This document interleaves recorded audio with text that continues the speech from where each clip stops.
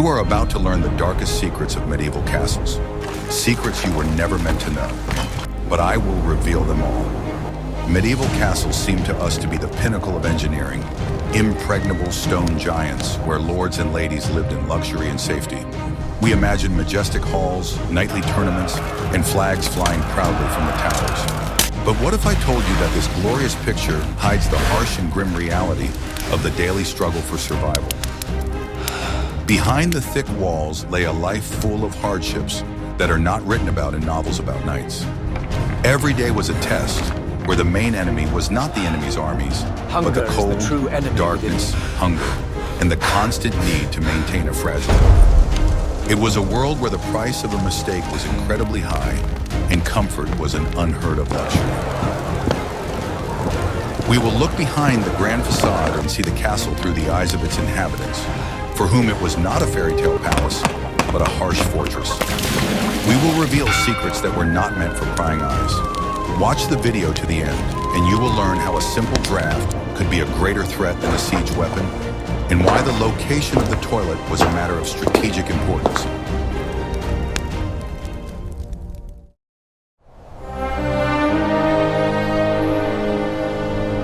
What I am about to show you will finally reveal the main, carefully guarded secret of medieval castle architecture and fortification.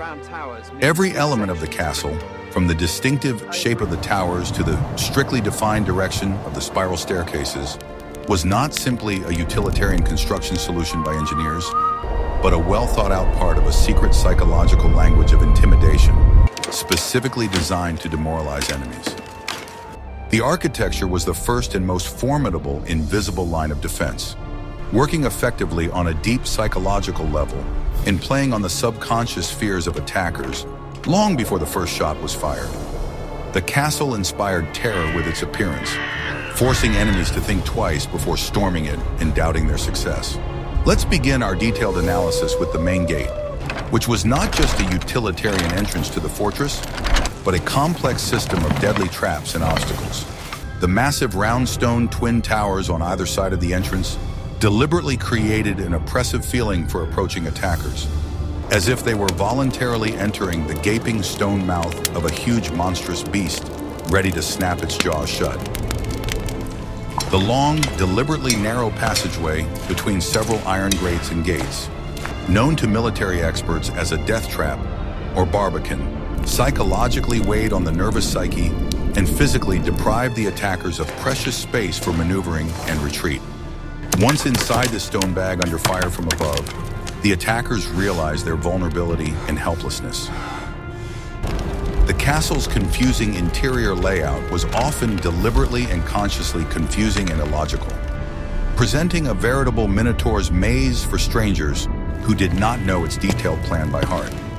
Narrow, stuffy corridors without windows, unexpected sharp turns at 90 degrees, and deceptive dead ends were specially designed by architects to maximally disorient and divide the forces of the enemy, who had somehow broken through the walls. The defenders, on the other hand, knew every hidden passage, secret passageway, and hole in the walls thoroughly, and could suddenly appear out of nowhere to ambush their enemies, striking them from behind.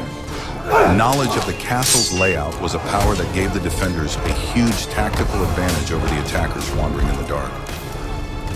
Even the ordinary staircases in the castle were carefully designed with military intent and calculation. The famous narrow spiral stone staircases in the round towers almost always, without exception, turned strictly clockwise as they ascended. This gave a huge tactical advantage to the right-handed defender descending from above to meet the enemy. His right hand with the sword had a full free swing for a strike, while the right-handed attacker from below was seriously constrained by the massive central pillar of the staircase on the right. A left-handed person would have had an advantage, but left-handed people were in the minority among warriors, and this was taken into account in the design. Each step could become a place of combat where the defender had the advantage of height and freedom of movement. The impressive height and thickness of the fortress walls were not only a reliable physical barrier against projectiles, but also a powerful visual statement of the castle owner's power, wealth, and might. The higher the towers rose into the sky, The more elaborate and complex the decorative stone carvings on the facade, the stronger and more unambiguous the nonverbal message of power to neighboring lords and potential invaders. It was a demonstration of indestructible strength and wealth, embodied in tons of hewn stone and the labor of thousands of masons. The castle screamed, "I am rich, I am strong, I am invincible. Don't you dare attack." The height of the walls was a measure of the owner's power and status in the feudal hierarchy. The strategic placement of the few windows and arrow slits for shooting also strictly followed military logic and the geometry of fire. They were deliberately narrow on the outside to provide a minimal, almost invulnerable target for enemy archers and crossbowmen below, but widened into a funnel inside the room. This clever solution gave the defenders the widest possible firing sector and maximum protection from return fire. The archer could see and shoot at a large area while remaining virtually invisible and protected from enemy arrows by the thickness of the wall. The loopholes themselves had different characteristic shapes depending on their specific purpose and type of weapon. Narrow vertical slits were designed specifically for traditional archers with long bows, while cross-shaped loopholes with an extension were for more powerful crossbowmen who required more space. This thoughtful division by type allowed for the most effective continuous fire from different types of long-range weapons simultaneously, creating a dense curtain of deadly arrows. Each embrasure was optimized for a specific weapon for maximum effectiveness in defeating the enemy. Sudden, deliberate changes in floor level of a few centimeters in uneven step heights were another insidious trick used by architects against enemies. An enemy running down a dark, narrow corridor in the heat of battle could easily trip over an unexpected step and lose their balance, falling. Over the years, the defenders had become accustomed to these specific features of the layout on a muscular level and could move around without the slightest problem, even in complete darkness. Knowledge of the terrain was a weapon, and ignorance was a weakness for the attackers, who could not see the traps under their feet. Even an ordinary well, a vital source of water and life for the entire castle, was an integral part of a well-thought-out defense system. It was always strategically located in the most protected, inaccessible place in the inner courtyard, often in a separate fortified tower keep under guard. Losing access to clean water for those under siege would mean quick and certain death or defeat in a prolonged siege after a few days. So the well was guarded as the greatest treasure. Water was life, and its protection was the #1 priority for any garrison. Thus, a medieval castle was not just a luxurious stone house for the comfort of a feudal lord, but a complex living military organism, every part of which was strictly subordinated to the main goal: the survival of its inhabitants in wartime. Its powerful walls spoke eloquently to potential enemies in the universal language of strength, cunning, and absolute impregnability, requiring no translation. It would be very interesting to hear your informed opinion on this matter. What specifically do you think about such a thoughtful psychological approach to military architecture as a weapon of intimidation? Please write your detailed opinion on this in the comments below.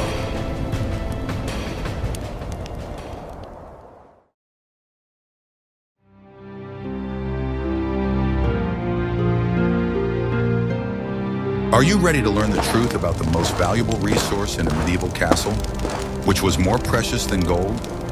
That resource was water, and the struggle for it never ceased for a single day. Supplying the castle with clean water was one of the most difficult and vital tasks. The main source of water was a well dug inside the castle walls. It could be tens of meters deep in order to reach the aquifer. Digging such a well in rock was a titanic task that took years. The location of the well was a strategic decision. It was always placed in the central, most protected courtyard. This guaranteed access to water even if the enemy captured the outer fortifications. Lifting water was hard physical work. Large wooden wheels were used for this purpose, which were turned by people walking inside them, like squirrels in a wheel. Dozens of people could be engaged in this monotonous work from morning to night. If it was impossible to dig a well, cisterns were built, huge underground reservoirs for collecting rainwater. The walls and bottom of the cistern were covered with a special waterproof compound. A system of drains from all the roofs of the castle directed water directly into the reservoir. The quality of the water in the cisterns was a serious problem. Stagnant water could become undrinkable. Sand and gravel filters were used to purify it, but this did not always help. Water was needed not only for drinking and cooking, it was used in huge quantities in the kitchen, in the brewery, and for the needs of the craftsmen working in the castle. Water consumption was enormous, and its reserves had to be strictly controlled. During a siege, water became a weapon. Defenders could pour boiling water on the attackers, although they more often used just hot water so as not to waste precious oil. The besiegers, in turn, sought to poison the well by throwing various impurities into it. A shortage of water meant disaster. Without it, people could not survive, and the castle was doomed to surrender. Therefore, protecting the water source was a priority for any fortress commander. The battle for water is a vivid example of the hidden difficulties of castle life. What we take for granted today, getting water by turning on a tap, was the result of daily hard work and foresight for the inhabitants of the Middle Ages. But what if I told you that even when there was plenty of water and food, life in the castle was far from comfortable because of other, equally serious problems?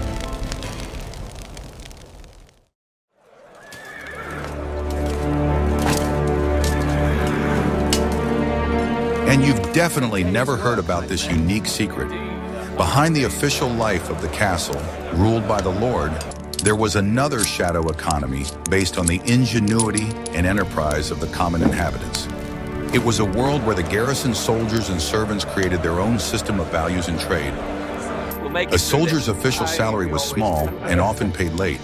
In order to survive and afford small pleasures, they had to be resourceful. Everyone had some skills that could be sold to their comrades. For example, a soldier who knew how to repair leather equipment could set up a makeshift workshop in a corner of the barracks. He did not take money for his work, but rather food, drink, or help with guard duty. It was a classic barter system. Gambling was widespread, although it was prohibited by the command. Playing dice or cards for small stakes was one of the few entertainments and a way to redistribute scarce resources.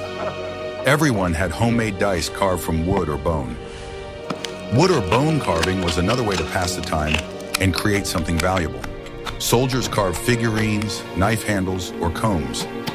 These items could be exchanged for something useful or kept as a personal talisman. Items brought from the outside world were particularly valuable. Merchants allowed into the castle brought not only goods, but also news. Soldiers who managed to buy high-quality tobacco or a small piece of good fabric from them could exchange them profitably inside the castle. There was a kind of black market for supplies. A cook could hide the best pieces of meat, and a keykeeper could lose a few bottles of wine from the warehouse. These goods were then exchanged for services or other valuable items. Even the performance of direct duties could be the subject of bargaining. An experienced guard could, for a small fee, replace a young recruit at his post so that he could rest. This system was unofficial, but it worked flawlessly. Personal belongings were of great importance. In a world where almost everything was shared, owning your own knife, spoon, or mug was a sign of status. Losing such an item was a serious problem. I'll take two. This shadow economy was an important social mechanism. It helped smooth out inequalities, kept morale up, and gave people a sense of control over their own lives. It was a world within a world, with its own rules, leaders, and outsiders.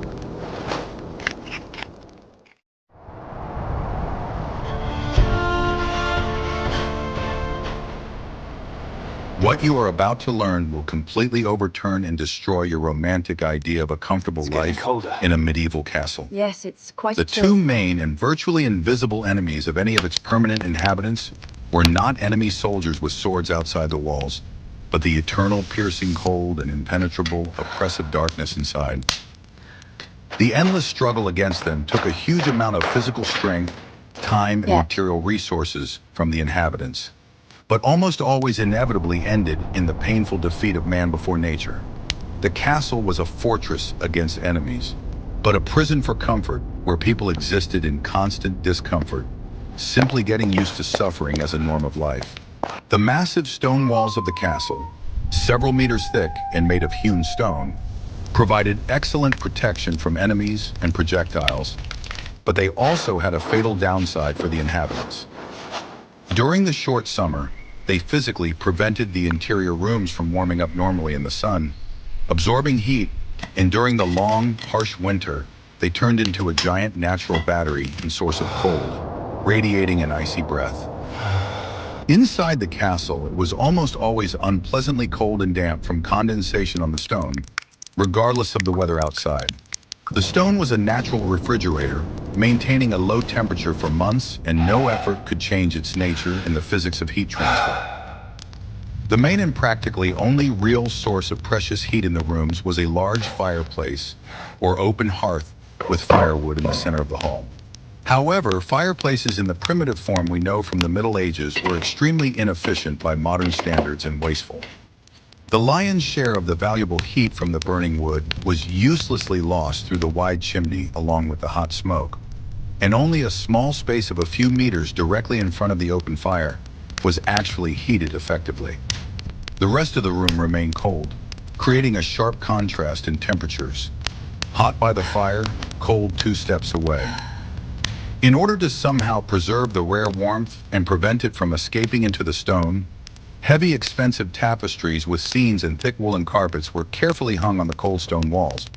They served not only as decorative aesthetic embellishments, but also as vital thermal insulation, physically protecting people from the icy breath of the stone behind them. The cold stone floors were always covered with a thick layer of animal skins or dry straw to minimize the chilling drafts coming through the cracks from below. Without these simple measures, it was almost impossible to survive in a castle in winter. People would simply freeze to death in their sleep. Fuel for heating, firewood, was of enormous material value and a strategic resource.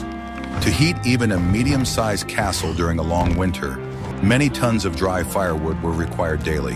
The harvesting, cutting, and delivery of which by cart was a constant and arduous task for the servants. The right to gather wood in a lord's forest was strictly regulated by feudal laws and privileges to prevent predatory logging.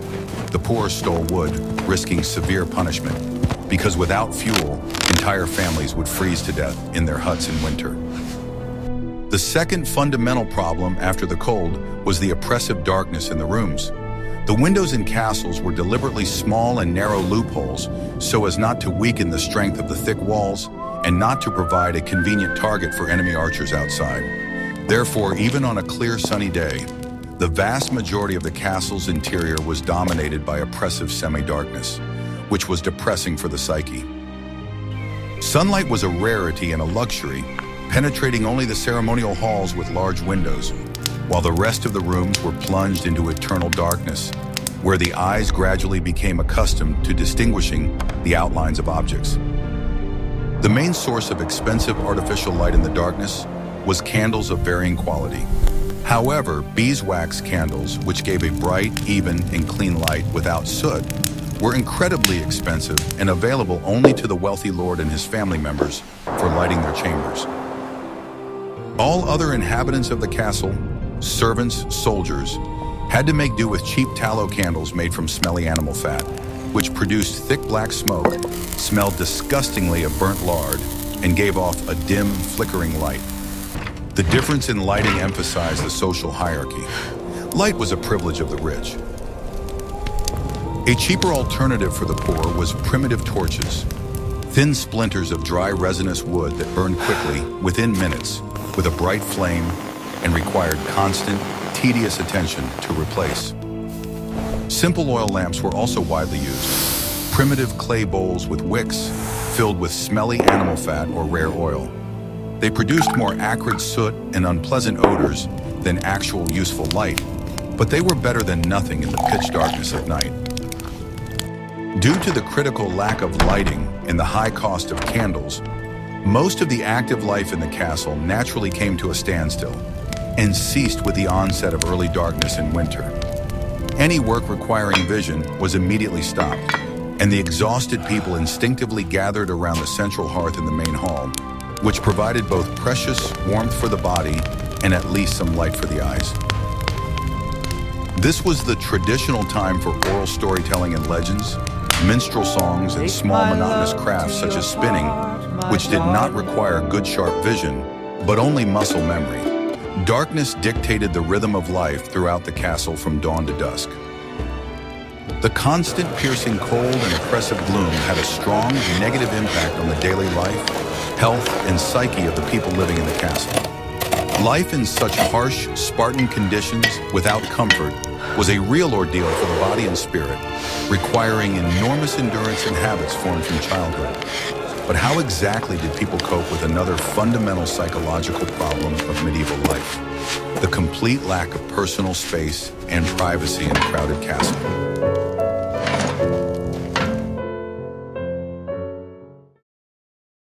Did you hear what happened in the lower ward? No, tell me.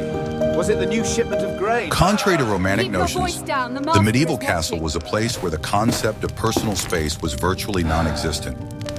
Most of its inhabitants lived in conditions of constant overcrowding. It was something between a dormitory and a military camp. The center of life was the Great Hall. During the day, guests were received here, court was held, and meals were eaten at long tables. All social life in the castle was concentrated in this one huge room. At night, the same Great Hall was transformed into a communal bedroom. Servants and soldiers who did not have their own rooms spread straw mattresses on the floor and slept in a heap. There was no question of privacy. Even the lord and his family did not have private bedrooms in the modern sense.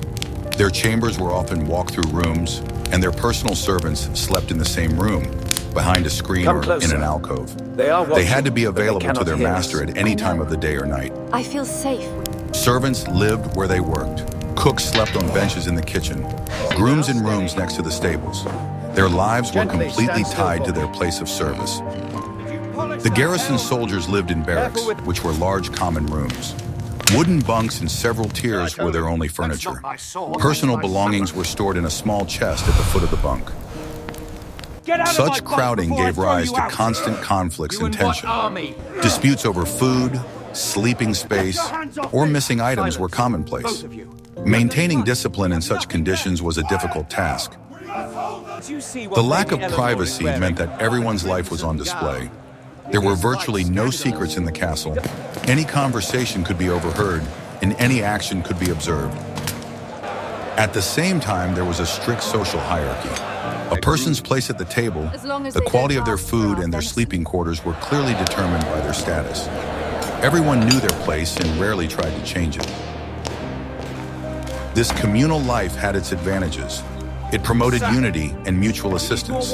In conditions of constant danger, people were forced to trust each other and act as a single organism. Get those braces in now.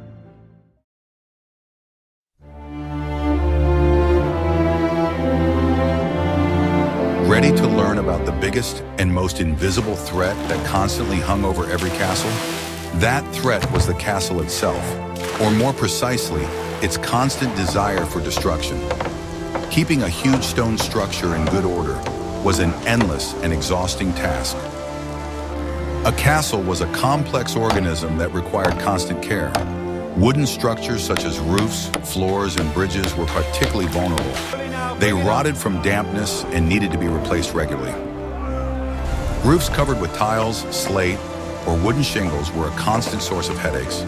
A single leak could cause enormous damage to food supplies or wooden floors. Roofers were among the most sought-after craftsmen. Stone masonry walls also needed constant attention.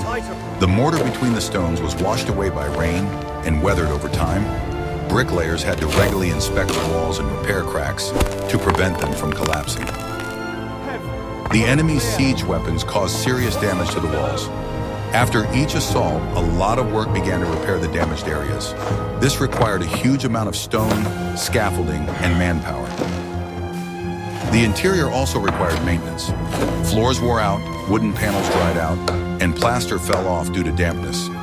Constant minor repairs were part of the daily routine. The castle's mechanisms required special attention. The lifting gates, drawbridge, and well gates all had to be regularly lubricated and checked. Failure of such a mechanism at a critical moment could lead to disaster. To carry out all this work, the castle employed a staff of skilled craftsmen. Carpenters, masons, blacksmiths, and roofers were worth their weight in gold. Their work was no less important than the service of the soldiers on the walls. Financing these endless repairs was a heavy burden for the Lord. Maintaining the castle cost a fortune. Many castles fell into disrepair not because of wars, but simply because their owners did not have enough money to maintain them. Thus, life in a castle was not only a defense against external enemies, but also a constant struggle against the forces of nature and time. But there was another, much more mundane and unpleasant problem that required engineering solutions.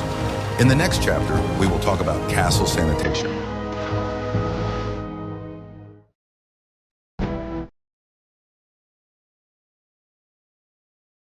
One of the most ingenious and at the same time problematic inventions in castle architecture was the guardrobe.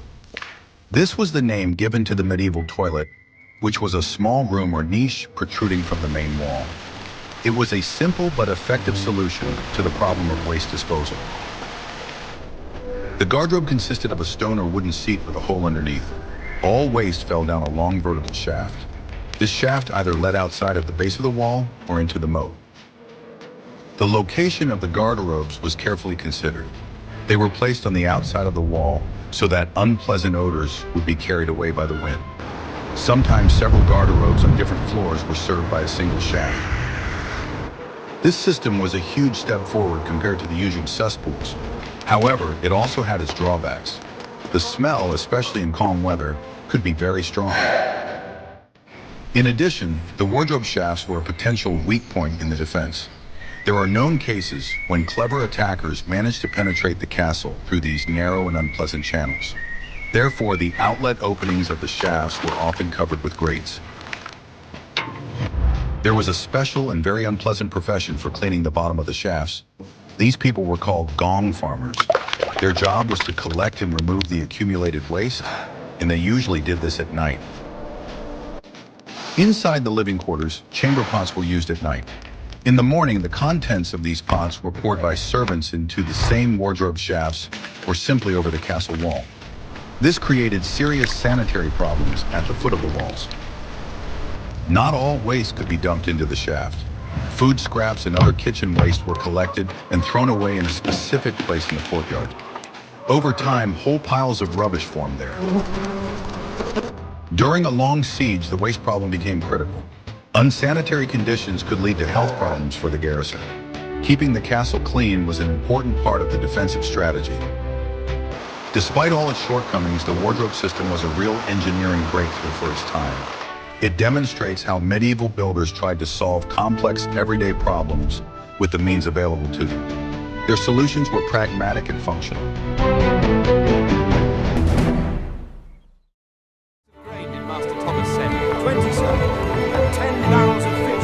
Providing food for the huge number of people living in the castle was a complex logistical task. The diet of most of the inhabitants was meager and extremely monotonous. The basis of their diet was food that could be stored for a long time. Bread was the main food on every table, from the lord to the common soldier. It was baked in large quantities in the castle bakery. The quality of the bread depended greatly on the status of the eater. The lord was served fluffy white bread, while servants and soldiers ate coarse black bread made from rye or barley. Meat was a luxury that was not available every day. The main method of preserving it was salting in huge barrels. Such salted meat was very tough and salty and had to be soaked for a long time before cooking. Fish was also salted or dried for long-term preservation. Cod and herring were especially popular. Fresh fish from the nearest river or pond was mainly served at the lord's table. Vegetables were grown in gardens inside the castle walls or right next to them. These were mainly root vegetables that stored well. Turnips, carrots, parsnips, as well as cabbage and onions. Potatoes and tomatoes were not yet available in Europe at that time. Porridge made from oats, barley, or wheat was a daily dish. It was cooked in water or milk and eaten for breakfast or dinner. It was a simple but filling and inexpensive meal. Spices were incredibly expensive and considered a sign of wealth. Black pepper, cloves, and cinnamon were valued as highly as gold. The kitchens of ordinary castle dwellers used local herbs, thyme, rosemary, and parsley. The main drink was beer or ale. It was not very strong, but it was high in calories and safer than water, the quality of which was often questionable. Wine was a privilege of the nobility. During a siege, the castle relied on supplies stored in cellars and barns. If the siege dragged on, rations were cut, and famine set in. The castle's ability to feed itself was as important as the thickness of its walls. Thus, food in the castle was primarily fuel to maintain strength, rather than a source of pleasure. Monotony and simplicity were the norm for everyone except the Lord himself and his immediate entourage.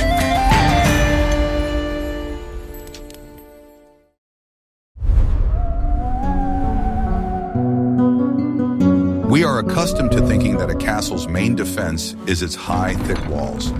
However, the true genius of medieval engineers was evident in the details. There were many ingenious architectural solutions designed to make life as difficult as possible for attackers. The entrance to a castle was rarely straight. More often than not, it was designed to force the enemy to turn their right side, unprotected by a shield, toward the defenders on the walls. This made them vulnerable to arrows and stones. So-called murder holes were another effective element of defense. These were holes in the ceiling of the passageway under the gate. Through them, defenders could throw stones or pour water on the enemy while remaining completely safe. The walls themselves were not simply smooth. They often had a sloping base, or talus. This made it more difficult to set up siege ladders and cause stones thrown by the defenders from above to bounce off the base and into the ranks of the attackers. The shape of the towers was also important.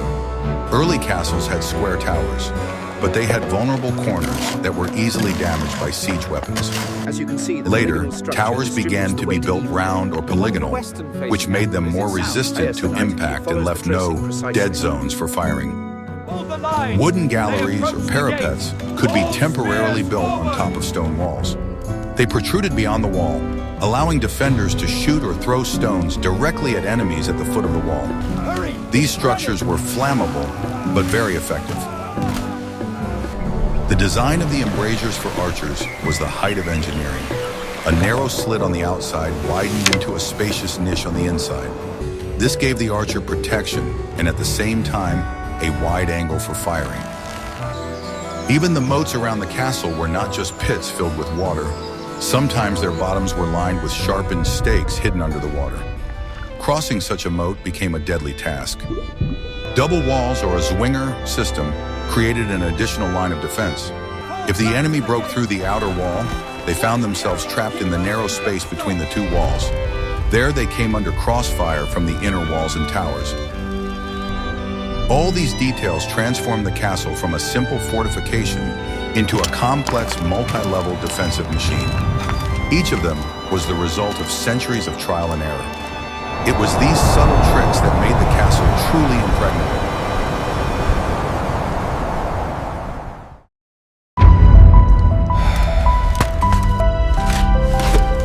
The psychological and moral pressure of isolation was no less deadly for the garrison than the enemy catapults breaking through the walls or the hunger gnawing at their stomachs. Many fortresses fell not because of breached walls, but because of the broken will of the defenders, who lost hope and opened the gates to the enemy themselves. Complete isolation from the outside world and events was the first and most powerful destructive psychological factor of the siege. Trapped in the enclosed stone space of the fortress, people were completely cut off from any news from outside and from what was happening. They did not know for sure whether the promised help from the king or allies would come, when it would come, and how long they would have to hold out while surrounded. This uncertainty about the future eroded hope and willpower more than physical deprivation, causing anxiety and despair in the hearts of even the bravest warriors. In this information void, Wild rumors and gossip about betrayal and death were born and spread like wildfire throughout the castle. Lord is Any dead. careless Quiet, word they'll from a hear you. soldier or a random Must be ready event, for such as anything. smoke on the horizon, Traitor. could cause mass panic and them. rebellion. An experienced castle commander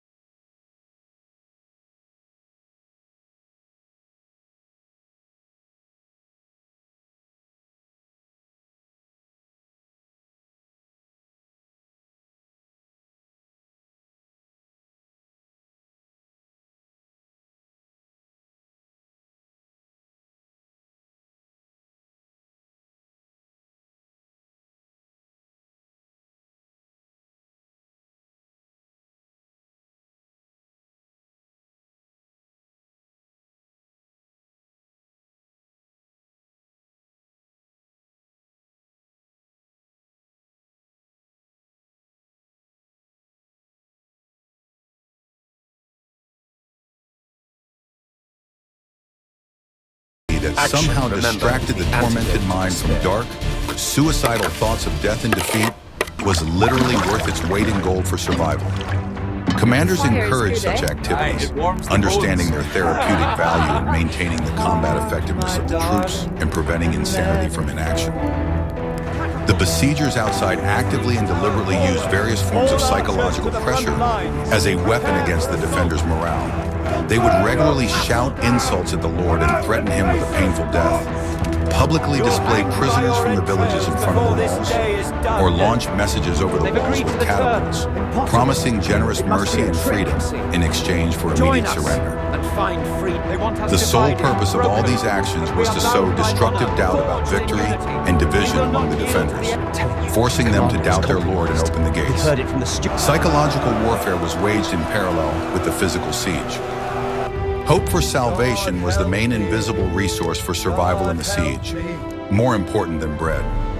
Faith in their Lord and his ability to protect them, in the strength of the walls, and in the fact that help from the king was near and would soon arrive, forced the exhausted people to hold on until their last breath. The loss of this fragile hope and belief in salvation meant a psychological breakdown and inevitable rapid defeat through surrender. When people stopped believing in the future, resistance lost its meaning, and they surrendered to the enemy in order to at least save their lives. The role of the leader commandant in such extreme conditions of isolation was absolutely decisive for the outcome of the siege. His personal confidence in victory, iron determination, and ability to inspire demoralized people by his own heroic example could work real miracles and keep the garrison from surrendering. The slightest weakness, hesitation, or panic on the part of the commander instantly spread like contagion throughout the entire garrison, intensifying many times over. The leader had to be a rock on which everyone else could rely in the storm of despair. Even after the long-awaited lifting of the siege and the arrival of help, its deep psychological consequences and trauma could be painfully felt by people for a very long time, for years. The ordeal of hunger and fear left a deep, indelible mark on people's minds, changing them forever. Through their own bitter experience, they learned the true value of the security and protection provided by the thick walls of the castle, and never again perceived the world as a safe place. Many veterans of the siege suffered from nightmares and anxiety for the rest of their lives. Thus, survival in a besieged castle was not just a matter of the physical strength of the stone walls and the abundance of material supplies in the storerooms. It was a severe test of the strength of the human spirit, will and mind in the face of hopelessness. The ability to psychologically withstand the moral siege of isolation and fear was the true secret to the impregnability of legendary fortresses that never fell. The stone was strong, but the will was stronger.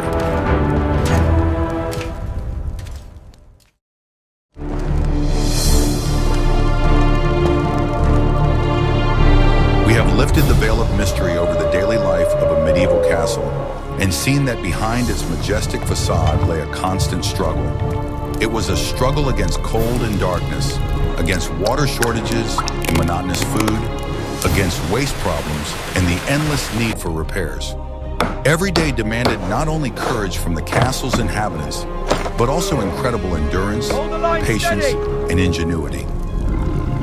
The secrets of survival in the castle are not legends about dragons, but pragmatic engineering solutions, a strict social hierarchy, and the unyielding strength of the human spirit. These stone walls witness not only great battles, but also thousands of unnoticed daily victories of man over harsh circumstances. As the shadows Which of the topics covered in this video did you find most interesting and unexpected? Suggest topics for future videos that you would like to see on our channel in the comments. And don't forget to subscribe so you don't miss out on new explorations of the mysteries of the past.